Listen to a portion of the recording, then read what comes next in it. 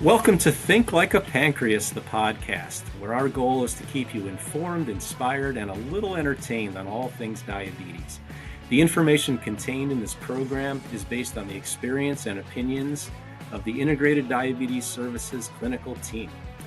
Please discuss any changes to your treatment plan with your personal healthcare provider before implementing. Hey everyone, welcome back to Think Like a Pancreas, the podcast. Today we're going to be talking about something that does not get nearly enough attention, and this is what it looks like to grow older with type 1 diabetes.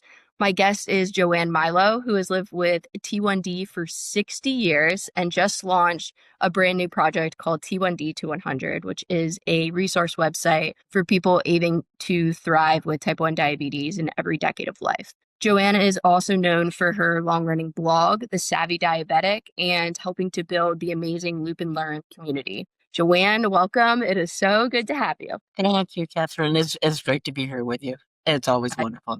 Yeah, you're just so incredible. So you're just one of my favorite people, and just so glad that diabetes brought me to you and to be able to get to know you because of this thing we have to deal with every day. Is there anything that really sparked your desire to create this website? Yeah, it's the way I look at all of this is everybody's on a journey. We're born, we live our lives, and then we kind of know there's an end game, and then we die. I mean, it's just a reality. And if you're doing that with T1D, it's just that much more complicated. And I think I was maybe in my 60s and started to have some medical issues or surgeries, and started to get a little concerned that I looked at the end and looked at my husband and thought, I don't have children. Who's there for me? What am I going to do? And I talked to a lot of people, and I started to hear older people getting frightened. They're frightened of being alone. They're frightened of what's going to happen, who's going to take care of me. And I started to look at that and thought, there's no answer. Nobody's talking about this. So I pulled a group of friends, long-term T1Ds, to my dining room table, and we sat around, about 10 of us, saying, what are the issues? What are we concerned about? What do we think we need help with? And came up with a list. I chatted with Bill Polonsky and Paul Madden on a Zoom and said, I really think we need to pay attention to this. Bill said to me, well, what's the problem? You're living longer. Isn't that just wonderful? And the answer is yes, of course, we're very grateful. It's technology that's let us live longer. But the reality is nobody knows what to do with us. And no one knows how to comprehensively take care of us and make sure we are safe till end of life. And became real clear to Bill and to Paul, this is an issue and nobody's dealing with it. No one's looking at it. No one's setting up safeguards and systems that will work for us, and very little research. And so I thought, we need to do that.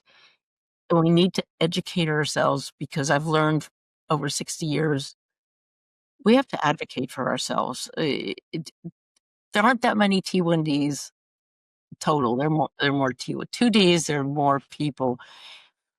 We have to take care of ourselves first and foremost. And I'm used to advocating, and I'm used to being a loud voice and say, there's a problem here. So we met several times, and we made a list of things that we thought were major issues. I just started putting it together, saying, what do we do with this? How do we get attention? How do we get the research community lined up with us? And so I've connected very, very well with the research community. And then on a visit to my endo on a day, there were just issues, and he said, how are you doing? I said, I'm tired of this. I'm just overwhelmed. I'm tired of it. And he said, no, not you. And I said, yeah, I am struggling. And he said, I'm sorry to hear that. And then the appointment went on. It wasn't even addressed. Yet I was taking calls from people going, I'm scared. What do I do? And I thought we need to address it. So that was the beginning of the decision that we need to get out information. It's knowledge that helps us plan and at least not get caught by surprise. Purely informational, share the information, connect to the research community, and then educate the caregivers who really don't know what to do with us. And as an aside, I think they'd rather not deal with us. Yeah. We're not as cute as 10-year-olds, and we have far more problems, complications, issues, comorbidities, and we are complicated. We take more time, and it piles up and gets worse. So it's like, how do we prepare for that future? Seems like so many providers just have thought of type 1 diabetes of this juvenile disease, and for so long just it seems like they forget that people with type 1 diabetes get old, and oftentimes people with type 1 diabetes are diagnosed later in life. I mean, the amount of people I've met that weren't even diagnosed until they were in their 60s is truly, it's blown my mind. I never even realized until I started meeting so many people. Well, I was diagnosed in 1965, and at that time, most of us were told we would not live past age 40. And I'm Terrible. 71, so it, that number has gone by the wayside.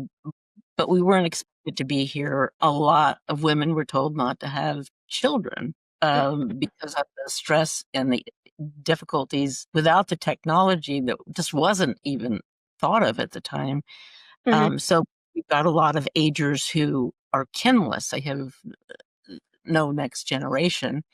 Yeah, we are living longer. There are way more being diagnosed as adults. And actually, I think the statistics I recently heard through Break T1D, there are more adult T1Ds than children.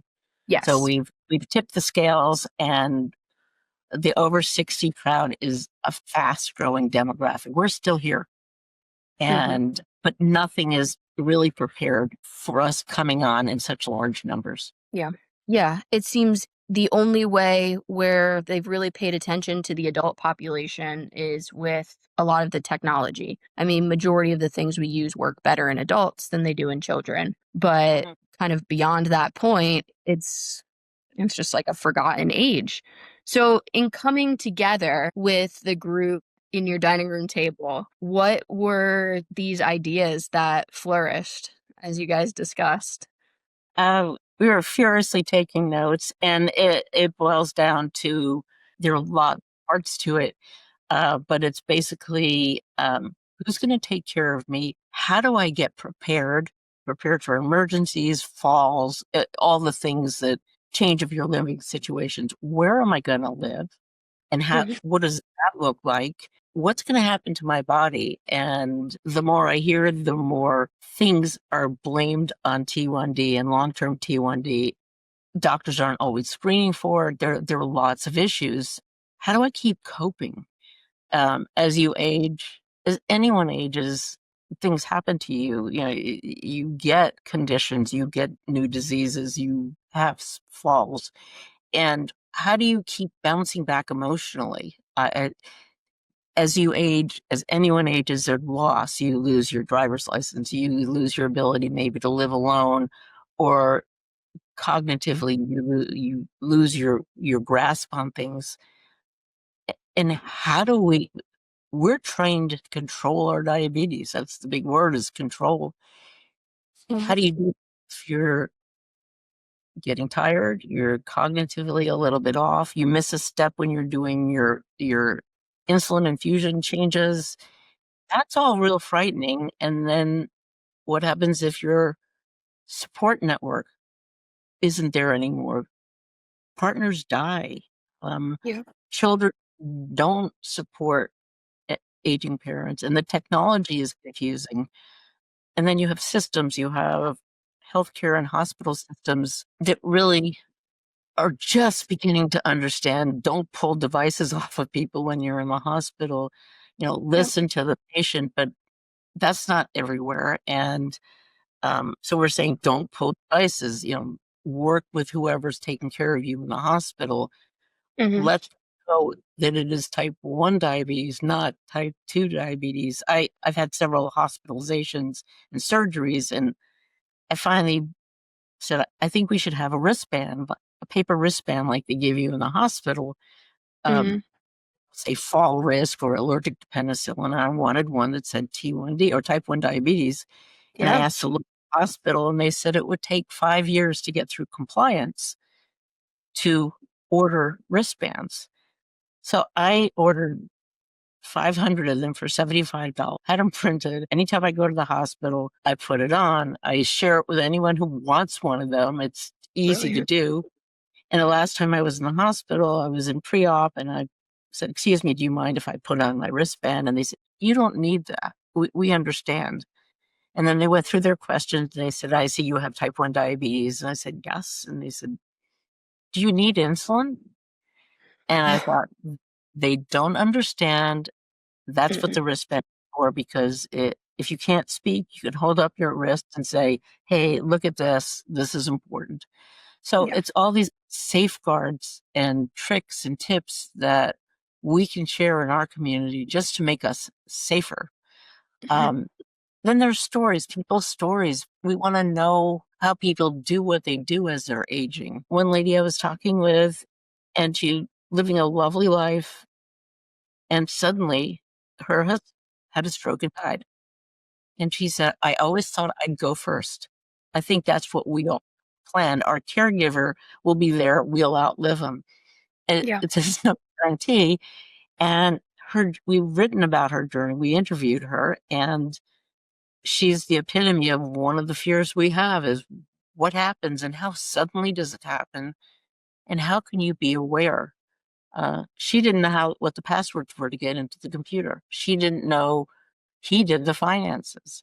And we interviewed her, and that night, both of us who interviewed her couldn't sleep, going, uh-oh, we need to be better prepared for this.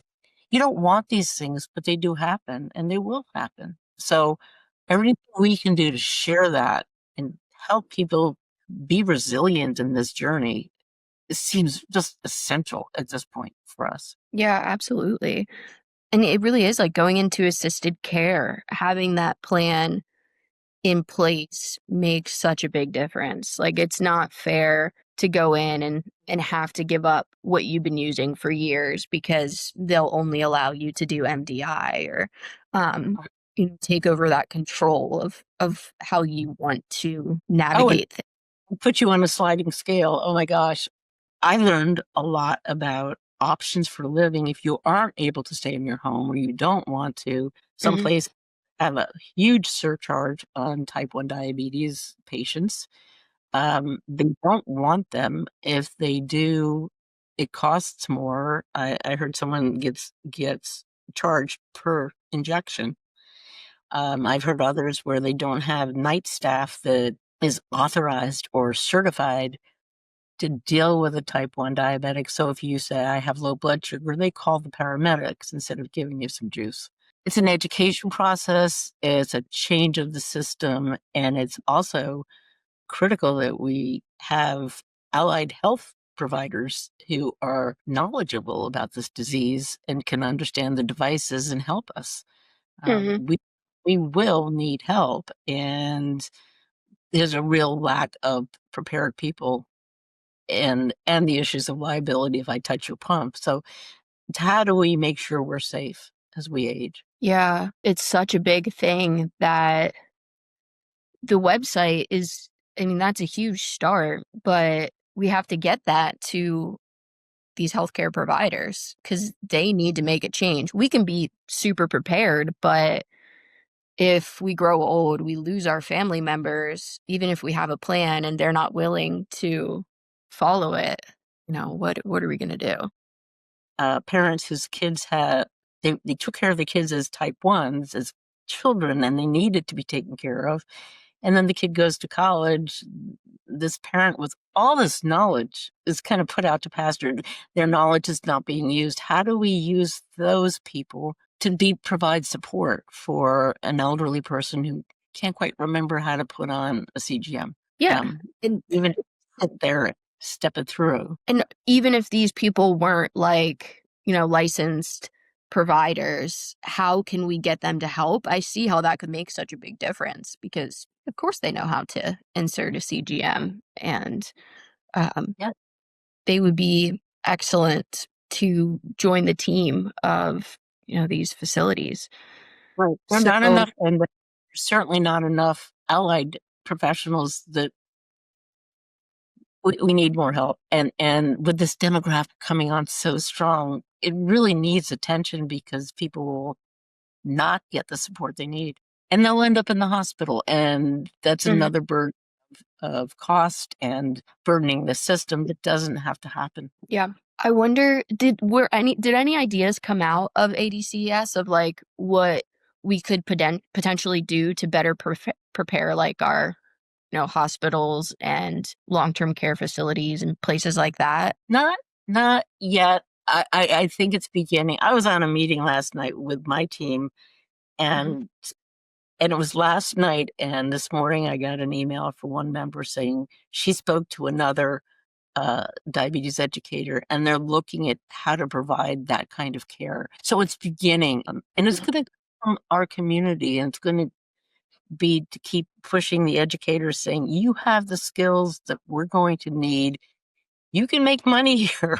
It's okay. You can get coverage, but we're going to need the help, and we're going to seriously need it. And people can do well on their devices for a long time, but a lot of people are going to need some support. And it gets bringing back to what are some of the issues.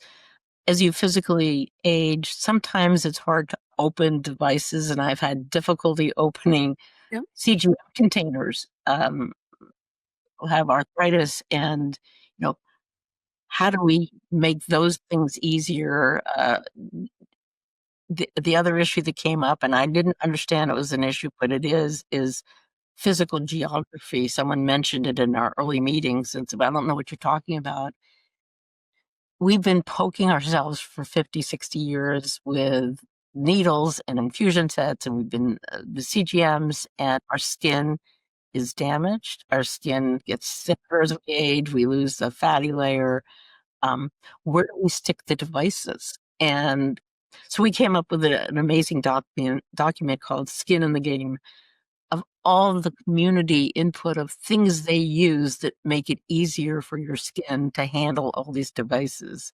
A local university and their Department of Dermatology, because the head of the department is a T1D, and is it, how do we validate that this skin thing is a big thing? I'm running out of spaces. I've used that for so many years. So it's just shedding the light on that it's different now for us.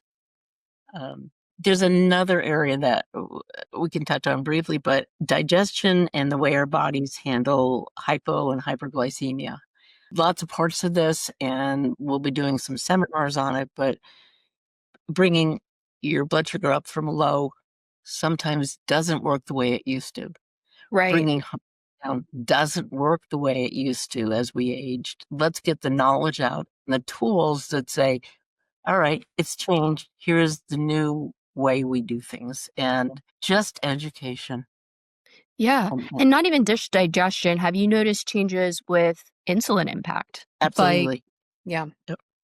Yeah, it's your body is shifting and changing, and the liver is involved, and your nervous system. So digestively, I did a presentation a few years ago with some experts at Stanford on digestion, and it's a tricky issue that nobody wants to talk to and talk about.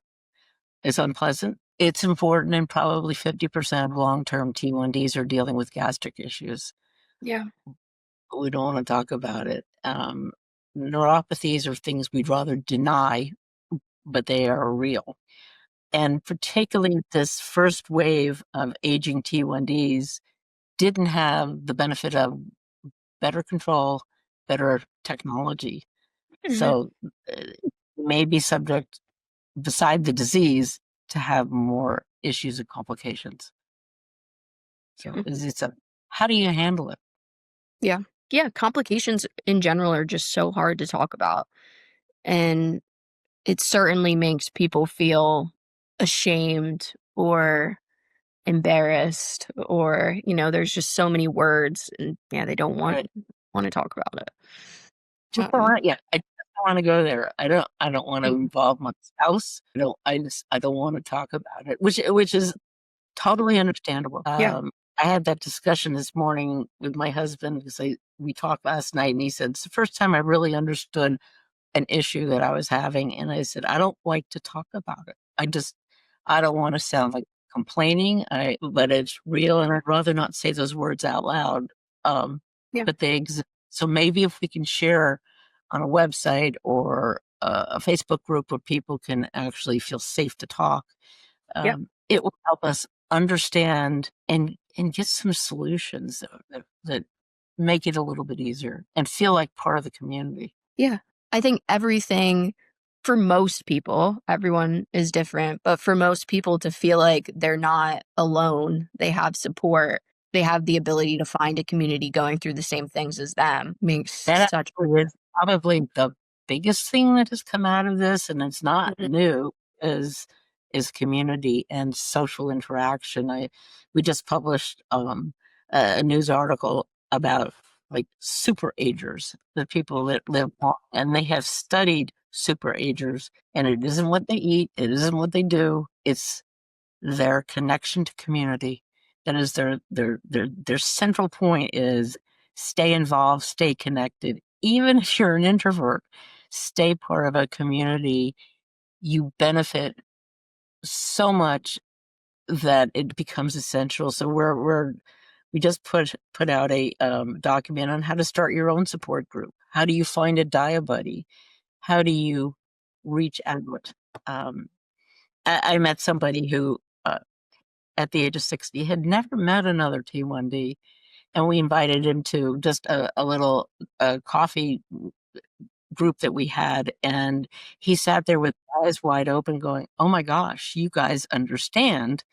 And he's the one that came up with the name T1D to 100. He said, Oh, I think maybe I can live longer. And it was this awareness that I'm not alone. It's a yeah. very lonely journey because everyone's diabetes is different and unique, but you don't have to be alone. You don't have to do it alone.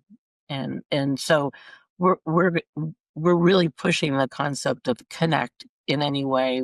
We have the resources of the communities that are open for groups and group walks or gatherings. How do we keep people connected when they get to 80, 90, 100, kind of when they're at that point that they can't get out so much anymore? Yeah. Well, thank Zoom? goodness for Zoom. Yeah. There are several Zoom events that are so warm and welcoming. Discussion yesterday on how do you keep them positive, because very often people like to talk about the dramatic events that happen or the injustice and things that don't go well, and that has a place. In a group, there's a sense that you can be uplifted in a way and at least not feel so alone. It's like you come away, go, yeah, they get that, they understand me. And Mhm. so it's interesting as you get into your 80s, you are more isolated. Mhm. That's something we're going to have to address is how do we reach into those people as well. Yeah. Social media helps, and I'm seeing groups with 50 years plus, and they people join and go, hey, I'm here. And it's a whole interesting awareness of I have somebody to talk to and listen Mhm. to and be part of. So Mhm. it's so essential. Not just diabetes, but um to live well is connection, and particularly with this place, which is so hard. I People live well with this, but I always say it is a tough disease. It is Mhm. constant. You didn't ask for it. You don't get paid for it. It costs you money, and it's unrelenting. How do you keep going? And it's talk to others that are doing the same. It Yeah. helps. Yeah, Yeah. I totally agree. I think doing it alone is really difficult. Finding the community that also lives with it is what makes a huge difference. Because, talking to people that don't live it, I think most of us get frustrated. I talk to people about diabetes all day, but my family and my friends are totally clueless. I mean, no way could I ever trust them to do anything for me. So That's interesting. And it's not unusual at all. And it's okay. I don't particularly want to know what your problems are either. I don't live their life. yeah. And I don't like to feel elitist, like if you don't have T1D, you don't understand. The bottom line for me is you don't understand. You can't possibly understand what 24/7 feels like as a T1D. And I used to say we're 24 hours away from dead, and a doctor reminded me, "No, you're actually 6 hours away from dead." I said, "Well, thank you for that, but Yeah. it's a dangerous disease. It's so very constant that to connect with others who really truly understand, not to take away from the support people, the spouses, the parents. They have a different journey. Yeah. I don't know what it's like to be a parent of a child with diabetes, and I didn't understand what my parents went through. And I think I was 35 years old when I finally thanked my parents for the support they gave me, and stopped being angry at the whole thing. So Mhm. it's a different journey. Yeah. Yeah, it really is. Where you're at right now. Before we dive further into today's episode, I want to give a quick shout out to our sponsor, Tempramed, makers of the ViviCap device. If you use insulin, and who doesn't use insulin, you probably already know how sensitive insulin can be to temperature changes. When insulin gets much too cold or too hot, it can lose its strength, and that means higher blood sugars, along with all the fun symptoms like headaches, drowsiness, hunger, bathroom trips, and even blurred vision. What's tricky is that those unexplained blood sugar swings can often be linked to insulin that's exposed to the wrong temperatures. That's where the ViviCap can make a real difference. It's a simple, pocket-sized device that protects your insulin pens in extreme temperatures. No charging, no ice packs, just pop your pen inside the cap and it's ready to go 24/7.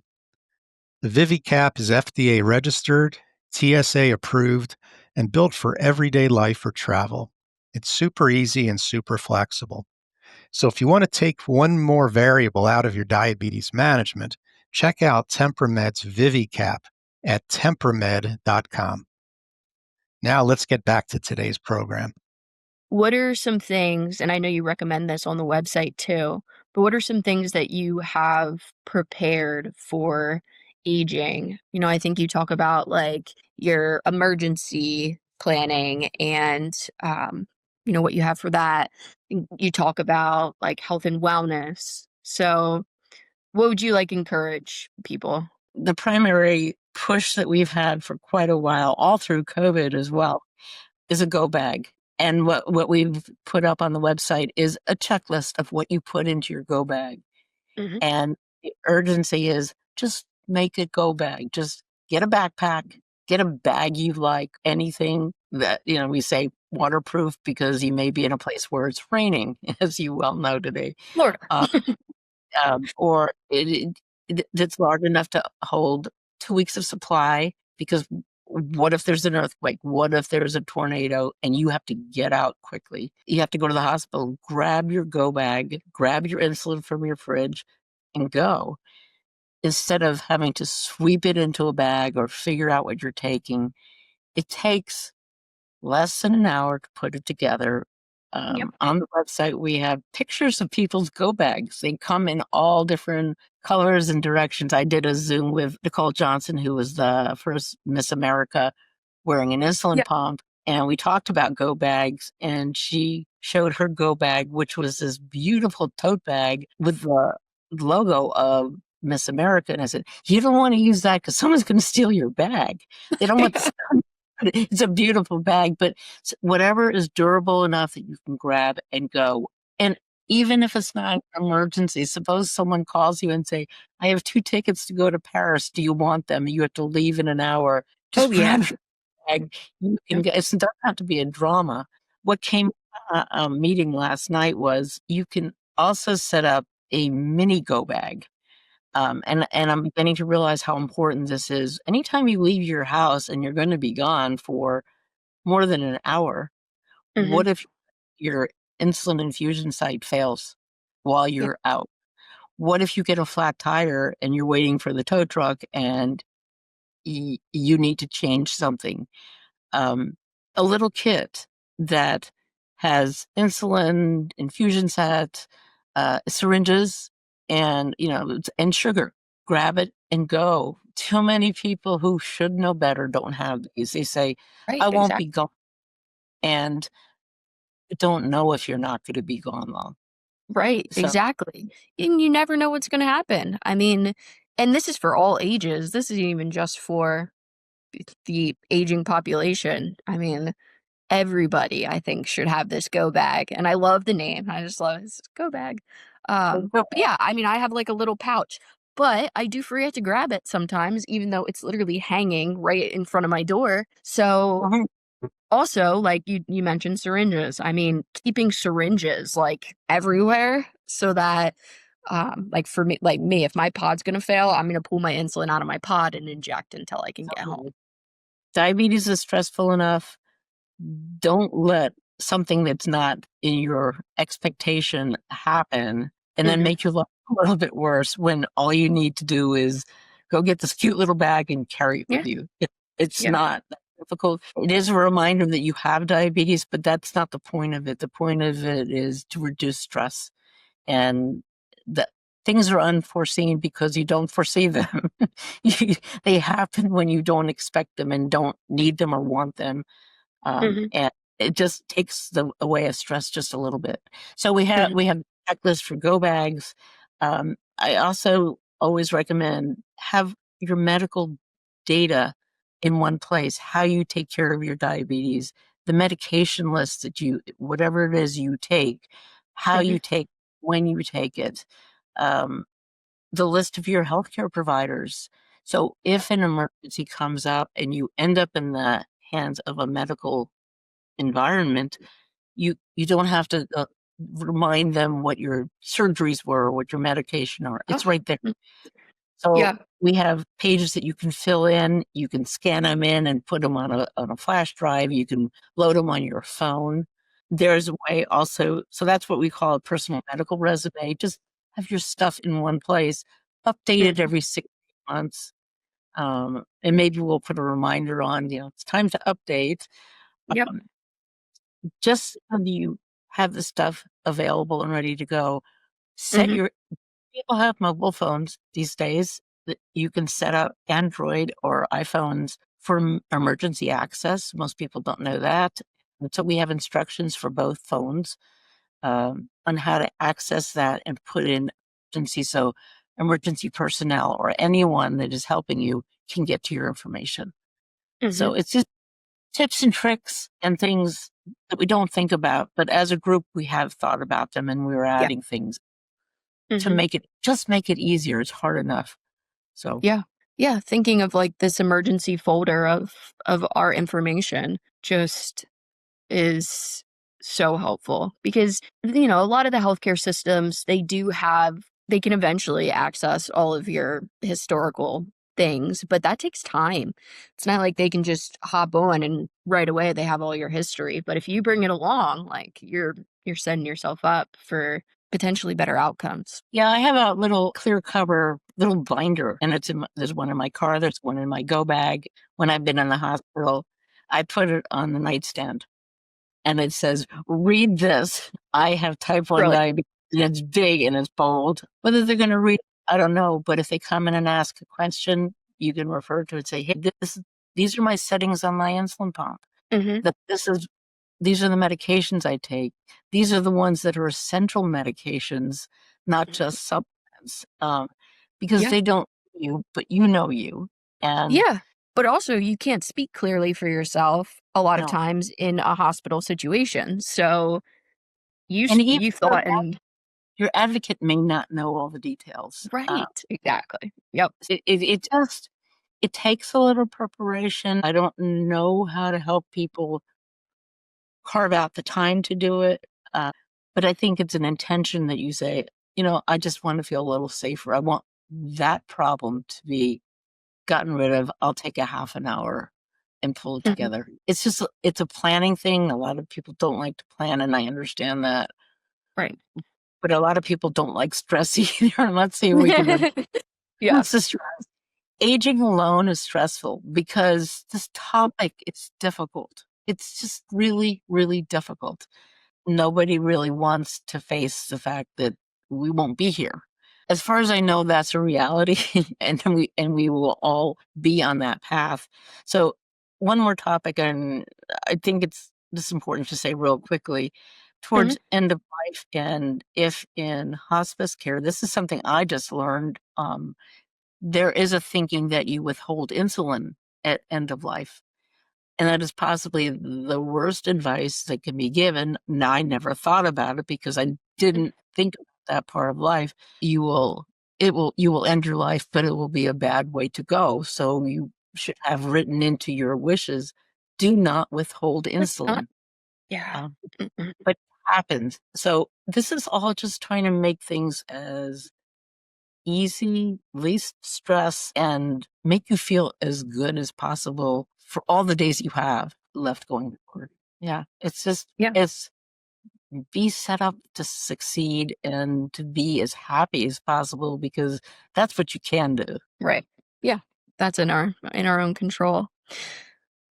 What are some things that you think, just kind of in all of your discussions, has been like, have you found any trends for what has helped lead you guys to aging so well with T1D? Because I mean, I look at you, I know you go to Pilates and you are living like a great life from a physical activity standpoint, and you're enjoying the things that you want to do. Is there, like, do you feel like, there's things that you did that led you to be able to age so well already, even, you didn't have all of these tips. So how'd you do it?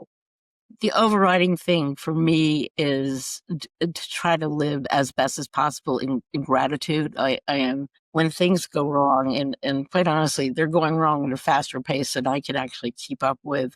But when they do go wrong, I very often go to, but I'm still lucky. First of all, I live in this century, not the previous century where the technology wasn't there, or I'm grateful that the sun is shining. I sometimes have to reach for the gratitude, but it just kind of makes me feel better.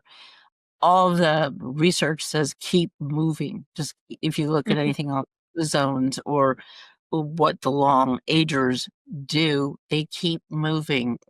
Don't sit and watch TV. Somehow get up and move and interact. And so also stay connected in the community. In my Pilates class, I've heard instructors say, we do this exercise not because if you fall, it'll help you get up, and it's when you fall, it'll help you get up. As we Yes. age, we have nerve damage, we have proprioception falter, and we are far more prone to falls. If vision issues or you wear bifocals, you're prone to falls. If you're used to charging through life and you go fast, you're going to fall. It's all these little parts, and you don't want to fall because that will set you back. So be strong, or make sure you have some level of fitness because that'll help you get off the floor if you fall. Yeah. And as we age, very often we don't hydrate. That's a tough one to kind of make that habit, but make sure you're hydrated. Drink whatever fluids you can, but just make sure you hydrate. They're basic things, and I guess the other one is sleep. Sleep can be challenging as you age. There are issues of sleep apnea and what those are, but take care of those things because sleep is essential. It's where your body rebuilds, recharges. So it's the basic things, but you can get overwhelmed and not do them. So maybe we can, as a community, help each other stay on a healthy path. Yeah, absolutely. I love, help each other and hold each other to that. But yeah, I read when I was probably, I want to say like 18. Gary Kohlberg wrote a book. It was like 50 Secrets of the Longest Living People with Type 1 Diabetes. And I found it to be very inspiring. Some of the stuff now is, it's an older book now, but I think the overall message is still so important from what you get out of it, because that's pretty much what the book says. These people have stayed active and made physical activity such a, like, given it such a spotlight in their life. So definitely. Make it as simple as possible. Reward yourself if it isn't a thing you like to do. Find the things that you do like. These are all the things that are out there, and you hear them. How do you make them part of How do your you actually life? do it? Yeah. Yeah. Mhm. Actually put on your calendar. And if you don't keep a calendar, keep a calendar. And I write in the days I have Pilates class, and I write in days when I have activities. Mhm. This is all the smart things. It's not whether you have diabetes or not. These are just the smart things, but particularly for your cognition and your well-being with diabetes, because you do take care of yourself. I told the group last night, anyone here who's lived with this disease over 50 years, you've done something really well. You've really, Mhm. you know how to organize yourself. You know how to pay attention. You know how to live in reality and take your medication. So kudos, you did a great job, and just keep doing that and feel good that you actually have those skills that Yeah. got you to years. And that was no easy feat. It's like these little celebrations, these little milestones that you reach. Yeah. Appreciate your for that. Absolutely. Mhm. Yeah, I love that they give those, like those little coins, those milestone coins. I know Friends for Life does it. I think there's some other places that give them out too. Jocelyn does. I Yeah, have Jocelyn. them all myself. Um, Yeah, right? I look at mine, like, yeah, that's a long time. Yeah. Jocelyn used to give a gold watch when you hit 50 years, and I was so looking forward to Whoa. that. 'Cause I go to Jocelyn in Boston every Christmas. I would go there to readjust my insulin needs, and it was a hard time as a teenager, but it was smart. But when I got to 50 years, I'm going to get my gold watch. And they stopped giving gold watches because so many of us were living that long. Oh, wait, I was out of Wrong. my watch. And so then they give you a brass medallion. It's not a gold watch, but It's not, yeah, that's it's not the still an, same. We need that gold it's, back. That's, yeah. yeah, you need that gold. You need a gold watch. You do. You Yeah. have most certainly earned a gold watch. I think we need to make that happen again. And gotta get you My that gold husband, watch. he actually bought me a vintage space watch that was created in the year that I was diagnosed with diabetes. It was a 1965 watch. So it's a vintage watch for my 50 year. Because he goes, okay, you didn't get your gold watch, but here you go. Oh my um, god. That is you have amazing. you have to celebrate and realize how well you've done. Days are not easy, and there are other days that are really not easy. That you get through them is remarkable. I also think a lot of how we've done so well is because we do pay attention to exercise. We do pay attention to food. It's been something that's been drummed into so many of us. So I often wonder, if I didn't have type 1 diabetes, um, would I be overweight? Would I see my family who don't have T1D, and I'm Mhm. healthy. It's a reminder, and that you're doing it again. Celebrate that. It's I remember, like, growing up on cosmic brownies and oof. So, yeah, learning about the food, never I don't know that it ever would have happened without T1D. sometimes we'll go get a sandwich, and he'll come back from buying the sandwich, and I'll have a candy bar, and I'll start eating the candy bar before lunch. And I don't understand why you're doing that. That's no, no, no, no. And he goes, Mhm. well, I like it. And and we maybe have a little more control on that. I'll have a bite after lunch, but first I'll Yeah. eat my food. So I said, "You just don't have diabetes now, do you?" And he said, "Well, I was hungry." I understand. Most of us did learn some really good health habits Mhm. because of type 1 diabetes. So, Mhm. yeah. Yeah. And I'm definitely grateful for that. Portion size. I learned that at Joslin Clinic, and I mean, it was so detailed that they would cut off pieces, like parts of a piece of bread, so you have the right number of grams. I went, well, that's a little extreme, but some people did that. But understanding portion size and consistency, and a lot went into what got us here this many years down the line. Mhm. You also learn long term, you can do everything right and not get the result you expect. This disease is capricious. It is unexpected, Rude. unreliable. Things happen. I watched a little video reel of a little girl saying, "It's not perfect, but you can be as good as possible. You can do the best you can." And it's an understanding that you're not going to be perfect every day. This disease doesn't let that happen. Mhm. Uh, and yet you can keep going. So it's just that awareness. Yeah. Yeah, absolutely. And I love that little girl was saying it. Yeah, it's just that reminder that this disease doesn't let you be perfect. Right. Uh, it just doesn't. Life doesn't let you be perfect. So Yeah. the disease just follows that path, and It sure you know, does. You do yeah. everything right and everything goes wrong. Mhm.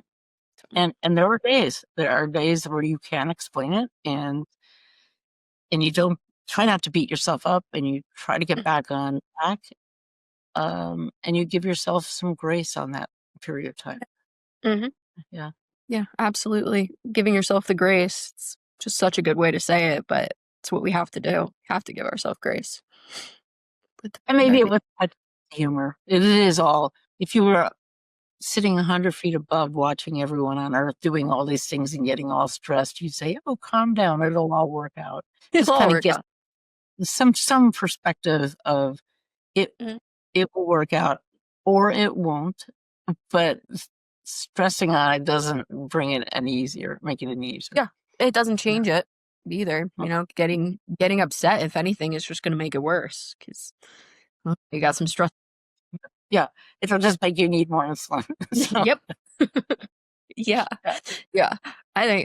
I love the pages where they use humor to kind of cope with type 1 diabetes. That's kind of that's my type of people. That's what I like to use. So, It's sometimes a little dark humor, but it works. really. So, yeah.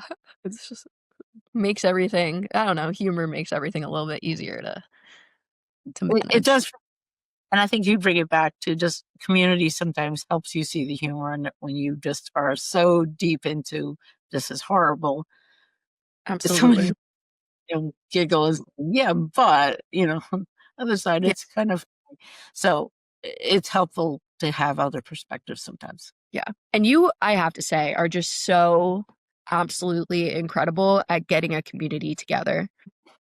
I know you have a Facebook page for T1D to 100. The Loop and Learn community is just, of course, I've been a part of that for a long time, but it's so amazing. It's like, you did that. Like, it's just, so I can't wait to see what the community becomes for, the T1D to 100. I just see We it growing. we've been up for 3 weeks. The Facebook group is growing. It's faster than I anticipated. Um, we're touching a nerve of people who are saying, "Yeah, you're right. I don't know what to do as I age. I need help." And um, people are just coming out saying, "How do I help? How do I get involved?" Mhm. And we're looking at a group that focuses on advocacy because we do need to help organizations and hospitals understand what we need. We need nursing schools to understand what we need. All of this is advocacy. We need some pressure on fundraising organizations to acknowledge that we are a large group of people. Most of the large groups that do fundraising don't focus on aging. Right. we're not as cute on the as poster I children. think you're absolutely adorable. So I disagree with that one. But we're just not the cute little kids that they parade out. Maybe they should have it all come out with walkers. I don't know. We need a place at the table in congressional pressure and making changes. Otherwise, changes will be made, and we don't have a seat at the table. So we are pulling together an advocacy effort, trying to get the voice loud enough to say, pay attention to this demographic. We're not huge. We're not type 2s. And even they require that advocacy. So part of the things we're trying to do as well. Type 1 is so incredibly unique. And right now, there is not nearly enough taught in school about it. So it's like it either needs to start getting taught so that people can be better cared for, or we need to come up with a way that we can get those people that were parents of a type 1 to be able to go in and help people. Some kind of easier path than becoming, getting these certifications or whatever is necessary now. Yeah, and certifications would absolutely help. It would kind of regulate the knowledge base, so everyone's kind of on the same page, and it would reduce liability. People are there, the people have the knowledge.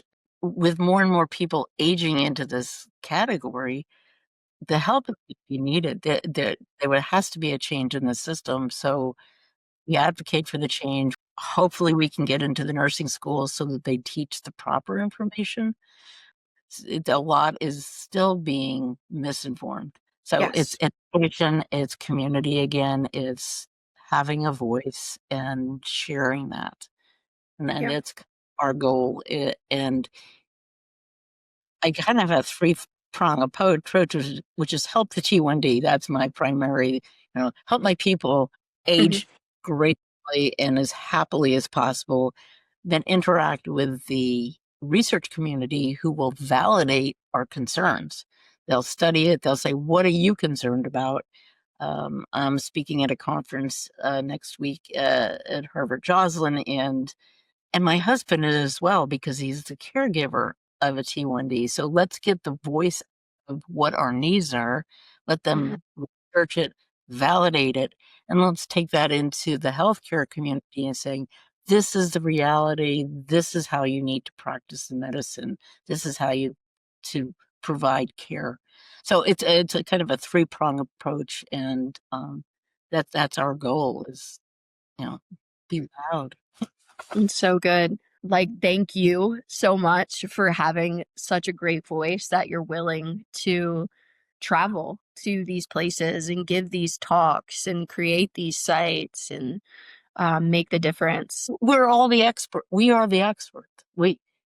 You can't live with something 24/7 every single second and not come away with some expertise, and that we can share it and that someone's willing to listen and make changes for us is really pretty essential, so that we deserve to be safe. We deserve to be taken care of as we need. And we have to help those who are going to do that understand what those needs are. Absolutely. If they don't know, we'll help them. I mentioned in my talk to ADCES, just ask us. Ask anybody who's lived with this disease for a while. We'll talk to you. We have a lot to say, and we will help you understand what the needs are. So we welcome that opportunity. Some great researchers out there, amazing people. Yeah, I'm really, really glad that you're going to these conferences, and people are definitely hearing you. So, thank you. Is there anything that you feel like everyone with type 1 diabetes should know? If you could tell everybody one thing, what would it be? Top of my head, make a go bag. I think it's kind of check how well you're coping with this, because it's so constant, and keep on track. It'll help you happily make your go bag. It will help you stay level when you're talking to your care providers. This disease is hard, and so how do we make it easier and help each other? stay connected. Eat food you like periodically that isn't on your list. Just be as Yes. happy as possible and but connect. Absolutely connect. That's great. I love that. So I think this is only the start, and hopefully the listeners today feel inspired. If you're a parent, your child's going to grow up and not have you one day. So, get involved. It's never too soon to get involved. I think that sometimes we forget how fast life can go by. Be the difference. It has to be, if you don't do it, who's going to? Joanne's going to, but we need to come together and do it. So hopefully we will, people are going to be inspired by you. Well, thank you. I just hope people set some attention and say, yeah, we just need to make it a little better for all of us. We live in a kind of crazy world right now, and there's a lot of Mm. concern and unhappiness, but we can do something about this stuff that affects us so directly and others who need our help. So reach out, be part of the community, and come visit us and ask us what your questions. We're on Facebook right now. We're growing. We're on Instagram. I'm learning about social media. Also on LinkedIn. So we're trying to get the word out that we're here. And where do they find you? Can you tell them what the social media pages are called, and also what's the website URL? We can link it in the podcast description as well. They're T1D2100.com. Put that in, you'll find us. Just so you know, doing our graphics for the website was a real interesting exercise in what is the image and the essence of what we're trying to convey to the community. And it's that we're on this journey. Everyone's on a journey. It's their own journey. And it's like a river, and you can understand it's going to flow. It's going to take a lot of funny turns. And sometimes you'll have running streams, and you'll have rocks in there. And you're on your own journey. Make that journey as smooth as possible, as understandable. And if you get thrown out of the canoe, get back in the canoe, or whatever your way is of navigating. How do we navigate this together and be as safe as possible and enjoy the journey as much as possible? That's the goal. So we have this sense of kind of like a river, and that's kind of our goal of we're all here. We're all doing this. So let's do it as well as we can. Yeah, and that's like the perfect imagery of everything you just said. Like, I mean, what a great quote and image to give to everything. And the website is beautiful. It is very nicely done. So that was a project of passion to figure this one out. Yeah, people feel safe in it and enjoy what they're reading and learn. Yeah. Well, I really enjoyed this conversation. It's always such a pleasure to talk to you, get to hear about what you're doing, and you're truly incredible, and just greatly appreciate your time. And thank you so much for what you do in our community. So it's wonderful. Thank you. Thank you.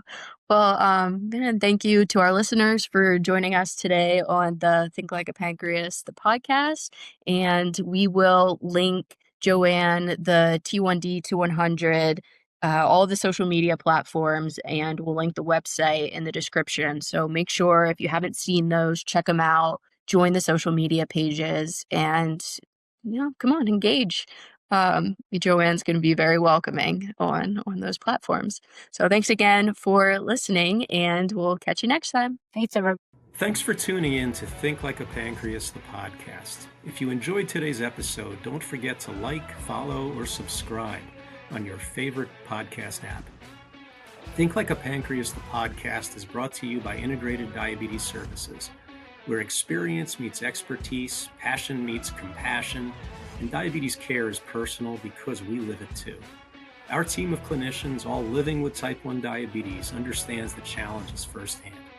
We're here to help no matter where you are in the world. From glucose management to self-care strategies, the latest tech, sports and exercise, weight loss, type 1 pregnancy, and emotional well-being, we've got you covered. We offer consultations in English and Spanish via phone, video chat, email, and text. Want to learn more? Visit integrateddiabetes.com or email info@integrateddiabetes.com to schedule a consultation. On behalf of Think Like a Pancreas, the podcast, I'm Gary Shiner, wishing you a fantastic week ahead. And don't forget to think like a pancreas.